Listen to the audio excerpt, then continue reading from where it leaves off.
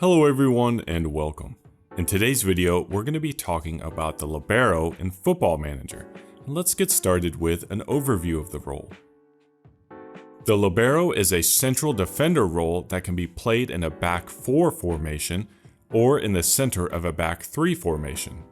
In the defensive phase, the Libero plays like a traditional center back, playing in line with his teammates and keeping the structure of your back line. But in the attacking phase, he will push up to act as a midfield pivot and support the team in the final third. You are getting two roles in one with the Libero. You're getting a center back in defense and a midfielder in attack. In this defensive highlight, the Libero is playing the center defender role and makes a key tackle as the pass comes into the box. And in this highlight, the Libero has stepped into the midfield to support the attack and create the scoring chance.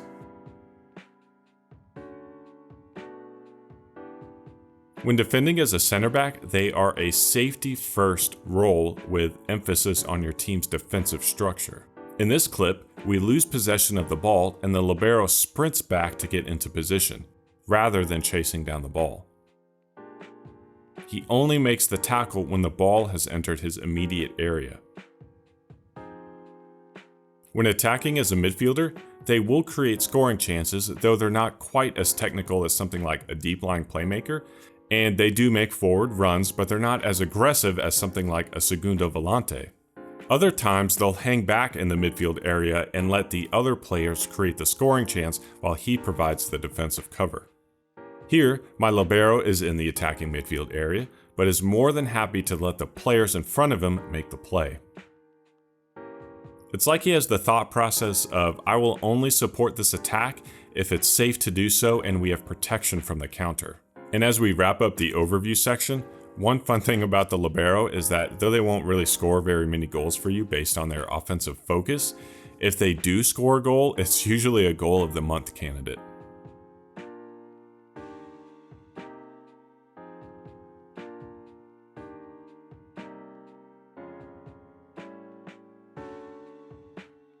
On a defend duty, they'll sit further back, preferring to try long-range passes to teammates. On a support duty, they're more willing to move into the attacking midfield area and help the team in the final third. This doesn't change the role's defensive effort. What this changes is what they do in possession of the ball. And you may be asking, well, why not just use a defensive midfielder if a Libero is going to be a defensive midfielder anyway? And that is because of the versatility you have in your tactics. You can have a more solid shape in defense while also having more players forward in attack. Because remember, the Libero is acting as two roles in one. I mentioned how you can have a Libero in a 4-4-2 formation, and this is a strong, solid formation in defense because of the two banks of 4 it creates. When using a Libero with a back 4, usually it's good practice to use the inverted fullback on the same side to give your team cover when the Libero pushes up. But let's dive deeper into the role by talking tactics and my preferred formation with the Libero, a 3-4-3. We are headed to France today and checking out Monaco. This is the tactic, and you may know the drill by now, simple and basic. It's a 3-4-3 with only a few team instructions and a Libero on support duty in the defensive backline. And there are two things I want to focus on with the tactic, and the first is the two roles that are flanking the Libero. They are both on the central defender role, and the idea is that I want them playing safe passes out of the back. The central defender role means they will focus more on getting it into the Libero as we build up possession. If I use two ball-playing defenders, they would want to try risky passes and they may end up bypassing the Libero altogether, which isn't what I'm looking for in this tactic. And the second point is that we actually aren't using any dedicated playmaking roles like a deep-lying playmaker or an advanced playmaker. Monaco has a squad with a ton of great midfielders that are perfect for like a ball-winning midfielder or a box-to-box midfielder where they can win the ball and get it to their creative teammates. So I wanted to forego using a playmaker and instead make our center midfield very difficult to get through. I did this by having a ball-winning midfielder on defend next to a box-to-box midfielder. With this tactic and squad combination, we finished second in the league behind PSG, had the second best defensive record behind PSG, and in 34 league matches, we had 17 shutouts. And the point of those stats aren't to be like, hey, check out my awesome tactic. We were media prediction 3rd and we finished 2nd, so it's not a huge upset. But I wanted to point out that there are countless ways to make a successful tactic, especially when you play to what your squad is good at. So when making your own tactic, don't feel like you have to add in a ton of playmakers and have to score a ton of goals, because stopping the opponent from scoring can be just as effective. And next, let's talk about what kind of player you should look for when choosing a libero. The libero is expected to be proficient with the ball, but it's not like you're looking for world-class passing skills. For a top league player, I'd want a libero ideally in the 12 to 15 range for key attributes. Normally, I don't sign new players for these role videos, but we were able to get Matteo Gabbia from AC Milan at the beginning of the season. He's got a decent combination of playmaking ability with a 13 passing, 12 vision, 12 first touch, and 12 technique. His defense attributes are good as well, with a 14 marking, 14 tackling, and 15 positioning. But it's his mental attributes that are the standout, which include his composure, concentration, and decisions. I'd much rather have a libero that's a little lower in playmaking abilities, but has high mentals, because that means they know where to be and when to be there, especially important for a role that is functioning as essentially 2 roles. So we've talked about the tactic and we've talked about the role. Let's look at a highlight and break down how this role functions during a match.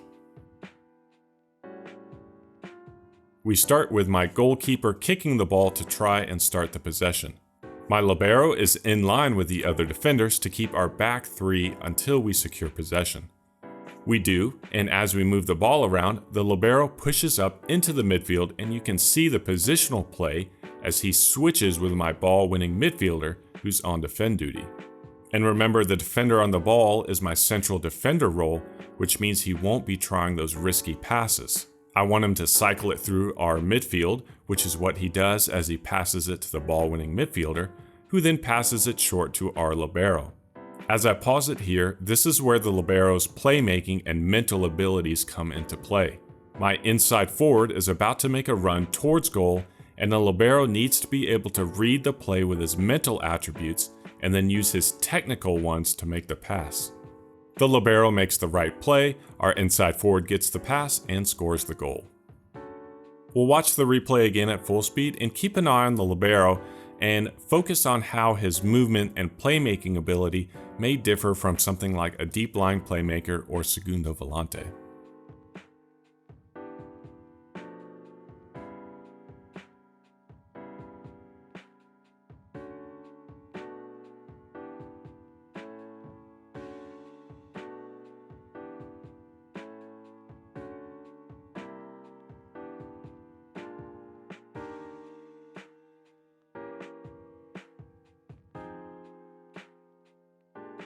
As we wrap up, let's take a look at a top level player and then a lower league player. For the top league player, he essentially had the role modified in FM24 because of his play, so I feel it's right to highlight John Stones at Manchester City.